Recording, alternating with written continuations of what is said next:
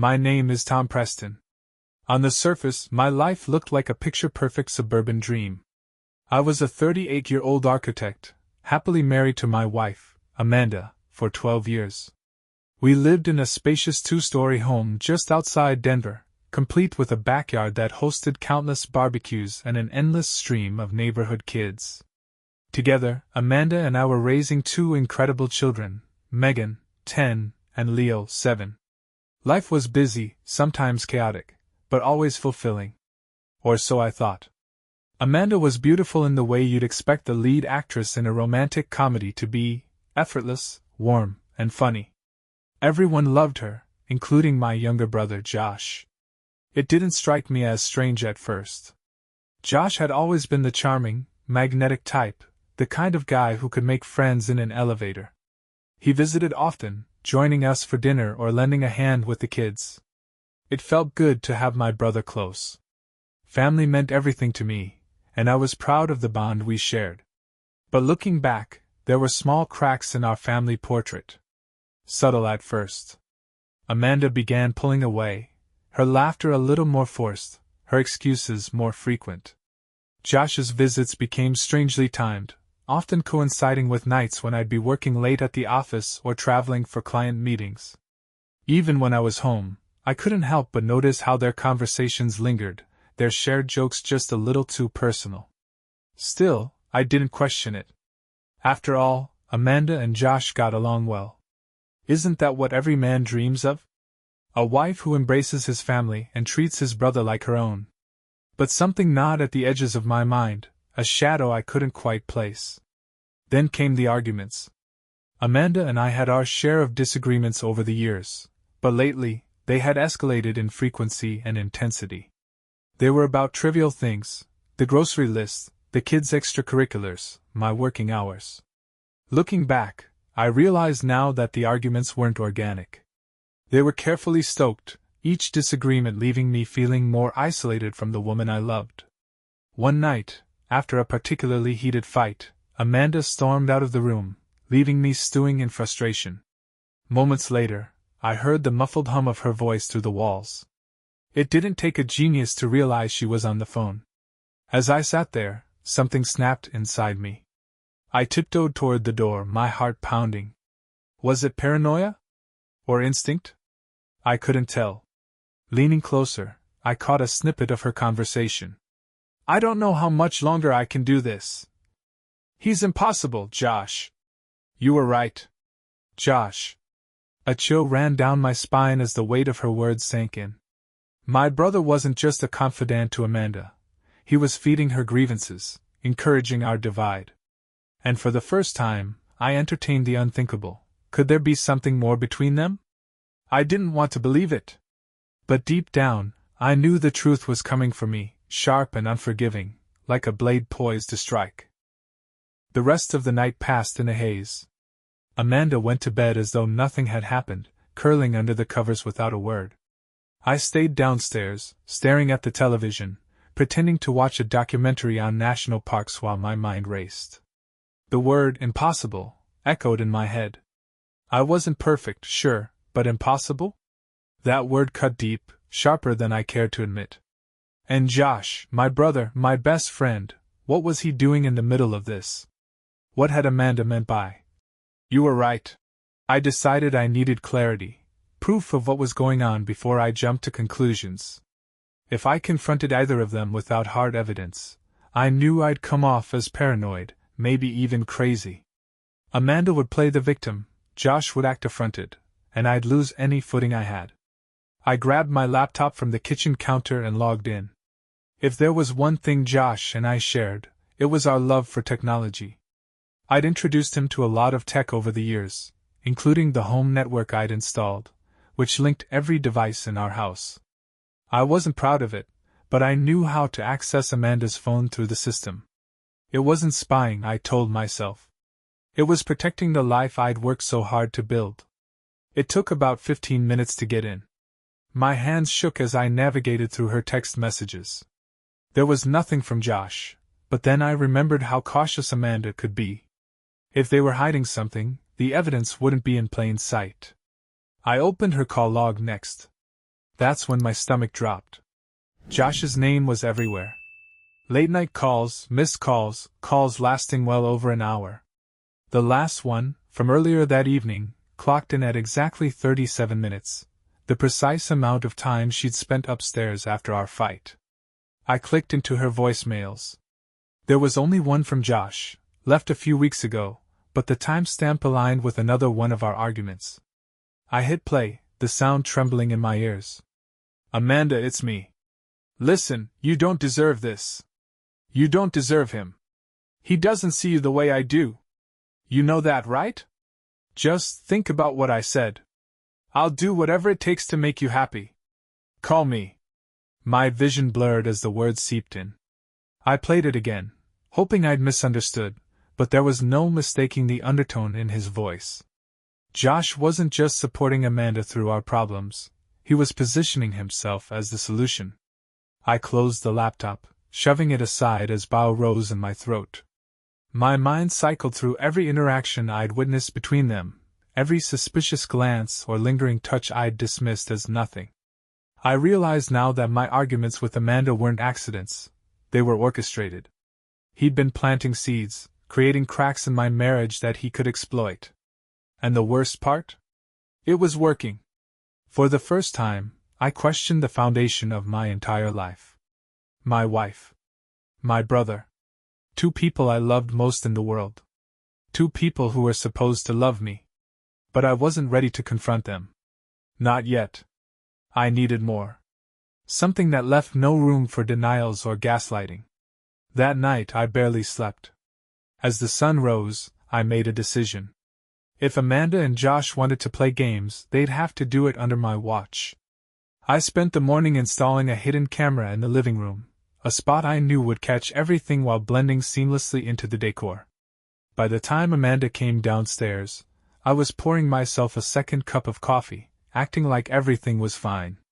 "Morning," she said, her voice light, as though she hadn't spent the night confiding in my brother about how impossible I was. "Morning," I replied, forcing a smile. As I handed her a mug, I made myself a silent promise. I would find the truth, no matter how much it hurt. The days that followed felt like walking a tightrope, my world balancing precariously on the edge of a revelation I wasn't sure I was ready for. Amanda moved through our house as if everything were fine, laughing with the kids, texting her friends, and keeping up the facade of a perfect suburban life. But I couldn't unhear Josh's voicemail or unsee the late-night calls. Every casual interaction between Amanda and me felt staged, every smile forced. When Josh dropped by a few days later, I felt my chest tighten as the two of them greeted each other with an ease that now seemed like a private joke at my expense. "Tom, you've got to come to this game with me," Josh said, plopping down on our couch like he owned the place. "The Rockies are on fire this season." I shrugged, my voice neutral. "Work's been crazy. Maybe next time." "Man, you work too much." Josh laughed, glancing at Amanda as she poured wine in the kitchen. "You've got to enjoy life while you can, right, Amanda?" She chuckled without turning around. "Absolutely." Their shared moment was subtle, but I caught it. A flicker of something, guilt? Nervousness? Or worse, complicity. After dinner, I excused myself to the garage under the guise of needing to find some old tools. In reality, I checked the hidden camera I'd installed in the living room. With a few quick taps, I pulled up the live feed on my phone. Back inside, Josh leaned closer to Amanda on the couch, his hand casually resting on the back cushion, inches from her shoulder. Their voices were low, but I strained to catch snippets of their conversation. "Just give it time," Josh said. "He's busy with work. He doesn't see what's happening." Amanda sighed, her voice hesitant. "I don't know, Josh. This is harder than I thought. He's not a bad guy." My heart stopped. Not a bad guy. That's how my wife described me? "You deserve better," Josh pressed. "You deserve someone who's present. Someone who puts you first." I clenched my fists, my nails digging into my palms. The nerve of him, sitting in my house, on my couch, while subtly tearing down everything I'd built. Amanda didn't respond right away. She sipped her wine, her gaze distant. We shouldn't be talking about this here. I know, Josh said, lowering his voice further. But we can't keep pretending. You can't keep pretending. I ended the feed before I could hear any more, the rage building inside me like a fire I couldn't control. I needed to confront them, to demand the truth, but something held me back. Maybe it was fear. Fear of hearing Amanda confirm my worst suspicions. When Josh left later that night, he gave me a pat on the shoulder. Take care of yourself, big brother, he said, his grin infuriatingly sincere. Oh, I will, I replied, my tone sharper than I intended. Amanda was quiet as we got ready for bed. I wanted to scream, to demand an explanation, but I couldn't. Not yet. Instead, I lay awake, staring at the ceiling, my mind racing. I needed more. Hard evidence. Something that wouldn't leave them room to wiggle out with excuses or lies. The next morning, I made a call to a private investigator. Mr. Preston? The voice on the other end said. Yes, I replied, my voice steely. I need you to follow two people. My wife, and my brother. The words tasted bitter, but they needed to be said. I was done playing the fool. The private investigator, a no-nonsense woman named Valerie Cook, didn't ask unnecessary questions. She didn't need to. Her calm professionalism was oddly comforting, as though she'd done this 1,000 times before. What are you looking to confirm, Mr. Preston? Valerie asked during our first meeting at her office, a small, tidy space lined with books on law and surveillance. Infidelity, I said, my voice steady even though my hands betrayed me, clenching and unclenching in my lap. Between my wife and my brother. Her sharp eyes didn't flinch. Understood. I'll need as many details as possible. Schedule patterns, locations they frequent, anything that might help me track their movements. I handed over everything I'd prepared, Amanda's usual errands, Josh's penchant for meeting her when I wasn't home, and a list of places I suspected they might go. Valerie skimmed through the notes and nodded. This will do. I'll keep you updated regularly. As I left her office, I felt a mixture of dread and relief. I was finally doing something, but I knew that whatever Valerie uncovered could shatter what little hope I still clung to. For the next week, I played my role to perfection. I went to work, cooked dinner, helped the kids with homework, and even managed to smile when Amanda brought up mundane details about her day. All the while, Valerie worked quietly in the background, tracking their every move. It was on a Thursday evening that her first report came in. I was sitting in my car outside a hardware store, pretending to browse home improvement ideas on my phone while my stomach churned. The text from Valerie was short. They met at the Blue Orchid Cafe. Approximately 45 minutes. Sending pictures now. I opened the attached photos with shaking hands. The images were clear, almost painfully so. Amanda and Josh sat across from each other at a small corner table. Their expressions were serious, Josh leaning forward as if trying to convince her of something. One photo, however, made my blood run cold. His hand rested on hers across the table, their fingers intertwined. Amanda didn't pull away. I stared at the picture until my vision blurred, the reality sinking deeper into my chest like a stone in water. It wasn't just a misunderstanding. There was something between them, something neither of them had bothered to tell me about. The second report came 2 days later. Same location. 2 hours. Hugged before parting ways. No other notable physical contact. A hug. Harmless to most, but knowing Josh, it was anything but. By the third report, my doubts had disappeared entirely. Private dinner at the Poppy Room. Back corner booth. Intimate body language observed. Sending pictures. The pictures were damning. Amanda's smile was the one she used to save for me, warm, genuine, unguarded. Josh leaned close, whispering something in her ear that made her laugh in a way I hadn't heard in months. I clenched my phone so hard I thought it might shatter. This wasn't just an emotional connection. They were building something real, something they didn't care if I was left out of. That night, I sat in my car outside our house, staring at the warm glow of the living room window. Amanda was inside, likely tucking the kids into bed, oblivious to the storm brewing in my chest. I had all the evidence I needed to confront her, but I hesitated. Not because I doubted myself, but because I wasn't sure how to end this without destroying everything. The kids, our family, the life we'd built, it all felt like a fragile structure I was about to burn to the ground. As the hours ticked by, I made a decision. The confrontation could wait. First, I needed to see just how far this went. If Amanda and Josh thought they could betray me under my own roof, they were about to learn just how wrong they were. I stepped inside, my resolve hardening. The truth was coming for them, and I wasn't going to stop until I had it all. The hardest part about living in the shadow of betrayal is pretending you don't know. Every glance, every word, every touch feels like a test of your will to maintain the facade. Amanda was lying beside me in bed, scrolling through her phone as if nothing had changed. The dim glow illuminated her face, and for a fleeting moment, I almost believed she was the woman I married. But my phone, hidden under the pillow, held the truth. Valerie's latest update had just come in. Observed subject meeting Josh Preston at his apartment. 2 hours inside. Lights off. No physical evidence, but suggests monitoring closely. Josh's apartment. My brother's place. It was no longer confined to secret cafes or quiet corners of restaurants. Whatever lines they hadn't crossed before, they likely had now. I turned to Amanda, my voice steady. Everything okay? You've been on your phone all night.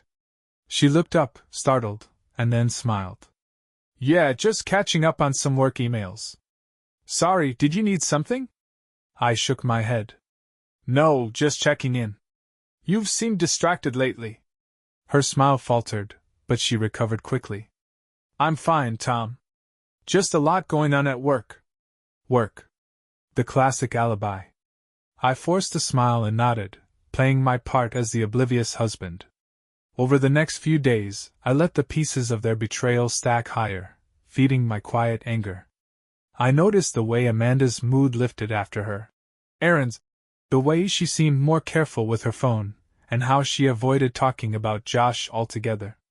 I also began to notice the arguments. Not just with me, but between Amanda and Josh. Valerie's updates painted a picture of tension brewing between them. One report read, subject seen arguing in a parked car outside his apartment. Josh Preston gestured aggressively. Amanda appeared upset, possibly crying. Argument lasted approximately 20 minutes before she drove off. That night, Amanda came home subdued, her usual excuses feeling more hollow than ever.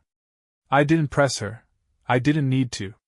Her behavior was unraveling, and soon, so would their secrets. The tipping point came one Saturday morning. I was in the garage, organizing tools, when Amanda came out to tell me she was meeting a friend for lunch. Which friend? I asked casually. She hesitated just a fraction too long. Lisa. We haven't caught up in ages. I nodded, feigning indifference, but my mind was already racing. I waited 5 minutes after she left, then grabbed my phone and texted Valerie. She just left. Said she's meeting Lisa? Valerie responded almost immediately. I'm on it. We'll follow and report back. I spent the next hour pacing the garage, unable to focus on anything. When Valerie's call finally came, her tone was clipped, professional, but tinged with something else. She's not with Lisa, Valerie said. She's at a hotel. Josh joined her about 20 minutes ago. They're in room 304. A hotel. My chest tightened as I gripped the workbench, struggling to keep my voice calm. Did you get photos? Yes, Valerie said. I'll send them now. But Tom, you need to decide how you want to handle this. Her words hung in the air as I ended the call and opened the pictures. There they were, walking into the hotel lobby, side by side. Amanda's face was partially obscured by sunglasses, but Josh's cocky grin was unmistakable. I stared at the screen, the weight of their betrayal pressing down on me like a physical force. This was it. The proof I couldn't ignore. But instead of anger, a strange calm settled over me. The pieces were all there. Now, it was time to put them into play. Amanda and Josh thought they were clever, that they could keep their affair hidden forever. But they underestimated me. I didn't just want the truth anymore. I wanted justice. That Saturday night, I didn't sleep. Instead, I sat in my office, surrounded by the damning evidence I'd gathered. Valerie's photos, transcripts of their text messages, and my notes, all laid out in a neat, terrible collage of betrayal. Every picture told a story, the stolen glances, the discreet touches, the shared hotel room. Each word exchanged between them painted the portrait of a relationship that had been building in the shadows while I remained in the dark. I stared at my wedding photo, still proudly displayed on my desk. Amanda's radiant smile seemed to mock me now. Next to her stood Josh, my best man. How poetic. The two people I trusted most, conspiring behind my back. The kids were asleep, Amanda was in bed, and the house was silent except for the hum of the refrigerator down the hall. I spent those hours planning my next move. A confrontation wasn't enough. I wanted them to feel the weight of their actions. By the time dawn broke, I had a plan. The next day, I played the part of the clueless husband flawlessly. I made pancakes for the kids, teased Amanda about her lazy Sunday outfit, and even managed to laugh when Josh texted me about grabbing beers later in the week. Inside I was seething, but the mask didn't slip. It couldn't. Not yet. That afternoon, I contacted Valerie again. I need one last thing, I told her. What do you need? A meeting with both of them, somewhere public. I want you to make it happen. There was a pause on the line. You're planning a confrontation. Yes, I said, my voice steely. And I want it on my terms. Valerie agreed, and by the following morning, she had arranged everything. Amanda and Josh had been separately lured to a cozy cafe downtown under the pretense of meeting someone important. Josh, a potential investor, Amanda, a new design client. Neither of them suspected a thing. The day of the meeting, I arrived at the cafe early and took a seat in the corner, far enough away to observe without being noticed. My heart pounded as I watched Amanda walk in, her face carefully composed but showing hints of nervous energy. She scanned the room, then took a seat at a table near the window.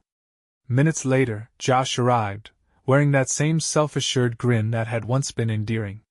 He spotted Amanda immediately, his expression shifting briefly to surprise before he quickly masked it. He joined her, leaning in close as they began to talk. From my vantage point, I couldn't hear what they were saying, but their body language told me everything I needed to know. Amanda's hand brushed his arm. Josh leaned in, his voice low. They thought they were safe, that no one would see them. But they were wrong. I signaled to Valerie, who was waiting outside with her camera. She stepped in, snapping several candid shots before either of them realized what was happening. What the? Josh froze, his face paling as he turned to see Valerie. Amanda's eyes widened in horror, her hand flying to her mouth. Tom! I stood and walked toward them, my calm exterior belying the storm raging inside me. Surprised to see me? Amanda stammered, her voice trembling. I can explain. Save it, I snapped, holding up a hand. I've heard enough lies from both of you. Josh looked between us, his bravado faltering. Tom, it's not what it looks like. I laughed, a sharp, humorless sound. Oh, it's exactly what it looks like, Josh. I know everything. The late-night calls, the meetings, the hotel. You didn't just betray me, you engineered this. You fueled our arguments, Amanda, so you could justify sneaking around with him. Amanda's face crumpled, tears spilling down her cheeks. Tom, please. No, I said, my voice cold. You don't get to plead for forgiveness now. You had every opportunity to come clean, to respect me enough to tell me the truth. But instead you both lied. And now, you'll face the consequences. I turned to leave, ignoring Amanda's sobs and Josh's stunned silence. My chest was heavy, but there was a sense of clarity in walking away. This wasn't just about their betrayal, it was about reclaiming my dignity. The cafe door closed behind me with a sharp jingle, but the sound of Amanda's voice pleading, "Tom, wait!" echoed in my mind long after I walked away. I didn't stop. I didn't look back. They didn't deserve that much. I reached my car and sat there for a moment, gripping the steering wheel as my breathing steadied. The confrontation had gone exactly as I planned, but instead of relief, there was a strange hollowness in its wake. This was only the beginning. I glanced at my phone. Valerie had texted me. "Everything documented. Photos and audio recordings are secure. Let me know how to proceed." I typed back a quick response. "Send me everything. I'll handle it from here." When I got home, the kids were playing in the backyard, their laughter cutting through the heavy tension in my chest. I joined them for a few minutes, throwing a frisbee with Leo and pushing Megan on the swing, savoring the simple joy of being their dad. But the moment couldn't last. Amanda arrived an hour later, her face streaked with tears, eyes swollen and red. She stepped out of her car hesitantly, her movements slow, as though she were walking into a minefield. "Tom," she began, her voice shaky. "Can we talk?" I gestured for the kids to head inside. They hesitated, sensing the tension, but eventually obeyed. Once we were alone, I crossed my arms and stared at her, waiting. "Please," Amanda said, her voice breaking. I made a mistake, but it didn't mean anything. It was stupid. It's not what you think." I raised an eyebrow, my anger simmering just beneath the surface. "So sneaking around with my brother for months didn't mean anything? The hotel, the lies, the excuses, none of that meant anything, Amanda?"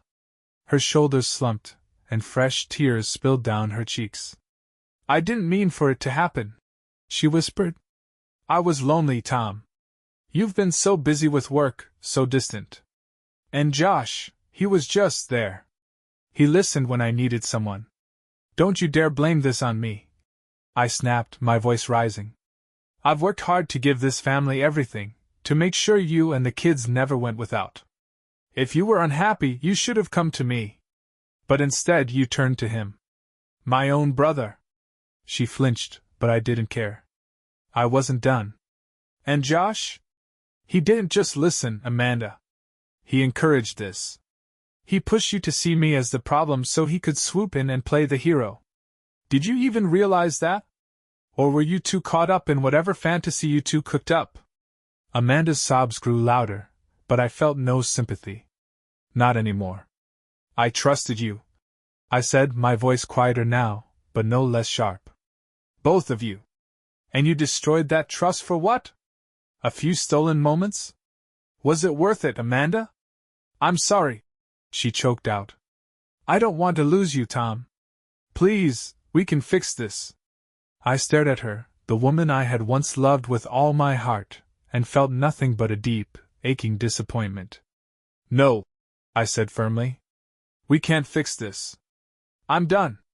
Her sobs turned desperate, but I walked past her, heading inside. The door closed behind me, cutting off her cries. Later that night I called Josh. He didn't pick up, so I left a voicemail. "You don't get to avoid this," I said, my voice cold. "I'll give you 24 hours to tell the rest of the family, Josh. If you don't, I will." I hung up and sat in the dark, the weight of the day pressing down on me. This wasn't just the end of my marriage or my relationship with Josh. It was the unraveling of everything I thought I knew about my family. But I wasn't going to let them dictate how this story ended. I had already called my lawyer earlier that evening. Divorce papers were being drawn up, and I planned to file within the week. As for Josh, I had no plans to keep his betrayal a secret.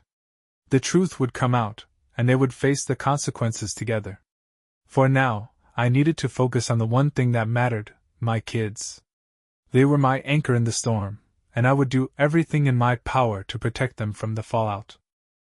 The morning after the confrontation, I woke up to a house that felt colder, quieter. Amanda had spent the night in the guest room, and I hadn't bothered checking if she was still here. It didn't matter. My focus was on protecting the kids and getting through what was bound to be one of the most difficult days of my life. Josh's 24-hour deadline loomed in my mind. I hadn't heard back from him, which wasn't surprising. He'd always been the kind to avoid confrontation, hoping problems would solve themselves. Not this time. By noon, I made the decision to call a family meeting. It was time for everyone to know the truth. I messaged my parents, asking them to come over that evening, making it clear it was urgent. Amanda must have overheard because she cornered me in the kitchen shortly after. "Tom," she began, her voice hoarse. "What are you doing?" "What I should have done a long time ago," I replied coolly. "Josh had his chance to come clean, and he didn't. Now the family's going to hear it from me." Her face paled. "Please don't do this. Think about the kids. Think about how this will affect them." I glared at her, the weight of her words only fueling my anger. "You don't get to lecture me about thinking of the kids. You should have thought about them before you decided to destroy this family." Amanda stepped back, tears pooling in her eyes, but I wasn't moved. I walked past her, letting the tension hang in the air as I prepared for what was to come. By 6 p.m., my parents and Josh had arrived. My mom, ever the peacemaker, immediately noticed the strain in the room. "What's going on, Tom?" she asked, her voice concerned. I motioned for everyone to sit in the living room. Amanda hovered by the door, her eyes darting nervously between me and Josh, who was unusually quiet. Once everyone was seated, I took a deep breath. There's no easy way to say this, so I'm just going to be blunt. Amanda and Josh have been having an affair. The words hung in the air like a bomb waiting to explode. My mom gasped, her hand flying to her chest. "What? No, that can't be true." Josh shifted uncomfortably, his face flushed. "Tom, Don't," I interrupted sharply, glaring at him. "Don't even try to deny it. I have proof, photos, messages, recordings. Do you want me to show them?" Amanda let out a small sob, but Josh just looked down, the weight of his guilt finally silencing him. My dad, usually the quiet one, stood abruptly. "Josh, is this true?" His voice was low but carried the unmistakable edge of disappointment. Josh hesitated, then nodded. "Yes, it's true." The room erupted. My mom started crying, my dad pacing angrily. Amanda tried to speak, but I silenced her with a look.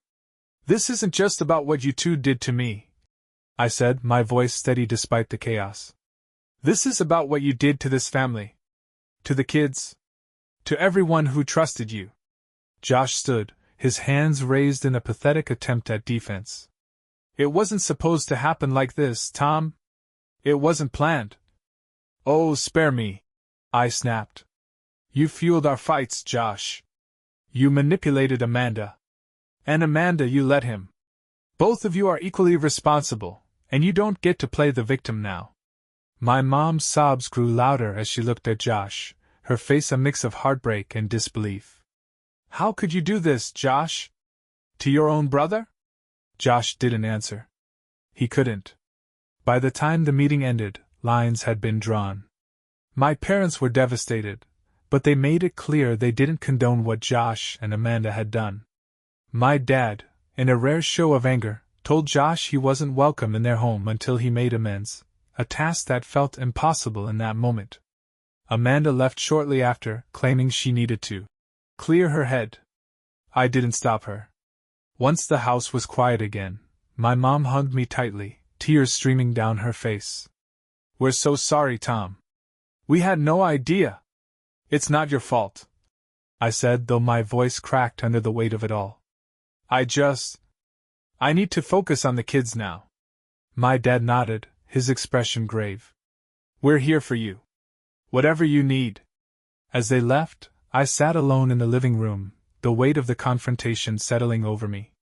The truth was out, but the battle was far from over. Josh and Amanda's betrayal had fractured this family, but I wasn't going to let it define us. The days following the family meeting were a blur. Conversations with lawyers, long nights of reflection, and Amanda's absence loomed over the house. She had packed a small bag and gone to stay with a friend, at least that's what she told me. I didn't ask for details. I didn't care. The kids, however, were my biggest concern. Megan and Leo knew something was wrong. At their ages, they weren't oblivious to the tension that had seeped into the house like an unwelcome guest. One evening, while I was helping Megan with her homework, she looked up at me with worried eyes. "Dad, is Mom okay? She hasn't been home much."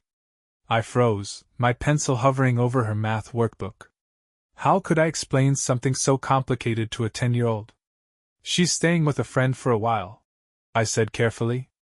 "We're working through some things, but I promise you, no matter what, both your mom and I love you very much." Megan didn't look convinced, but she nodded and went back to her homework. Leo, on the other hand, was quieter than usual, retreating into his video games as though they could shield him from the cracks forming in his world. Amanda returned a week later unannounced. I was in the middle of making dinner when the sound of her keys in the door made me tense. She walked in hesitantly, her eyes scanning the room like a stranger unsure of her welcome. "Tom," she began softly, "can we talk?" I didn't look up from the cutting board. "I'm busy." "Please," she insisted. "Just 5 minutes." Reluctantly, I set the knife down and turned to face her. "What do you want, Amanda?" Her face was pale, her eyes red-rimmed from what I assumed were countless nights of crying. "I've been thinking a lot about what happened, about what I did. And I know I have no right to ask, but I want to come home." I let out a bitter laugh. "Home? You think you can just walk back in here like nothing happened?" "I'm not saying that," she said quickly, her voice cracking. "I know I messed up, Tom. I know I hurt you, and I'll never forgive myself for that. But I can't lose us. Please let me try to fix it." I shook my head, anger bubbling to the surface. "You didn't just hurt me, Amanda. You shattered this family. You betrayed me with my brother. My brother. Do you have any idea what that's done to me? To us?" Tears streamed down her face as she clasped her hands together, as if begging. "I'll do whatever it takes, Tom. Therapy, counseling, anything. Just give me a chance." Her words hung in the air, but they didn't soften the ache in my chest. "I don't think I can," I said finally, my voice quiet but resolute. "I'm filing for divorce." Amanda's face crumpled, her sobs filling the room. But I didn't comfort her. Not this time. Over the next few days, the distance between us solidified. Amanda stayed in the guest room, trying to win back my trust with small gestures, helping with the kids, making breakfast, even offering to join me for therapy sessions. But my mind was made up. The kids, meanwhile, needed stability, and I was determined to give them that. I threw myself into their routines, attending Megan's soccer games and helping Leo build an elaborate Lego city in the living room. The hardest part was sitting them down to explain the changes coming their way. Megan's lip trembled as I spoke. "So, you and Mom aren't going to live together anymore?" I nodded, forcing a smile. "We'll still be a family, sweetheart. Things will just look a little different." Leo didn't say anything, but later that night, he climbed into my lap while I was watching TV, silently seeking comfort. One evening I got a call from Josh. I almost let it go to voicemail, but curiosity got the better of me. "Tom," he said, his voice subdued, I wanted to apologize. For everything. You think sorry is enough?" I snapped. "No," he admitted. "It's not. But I need you to know I regret what I did.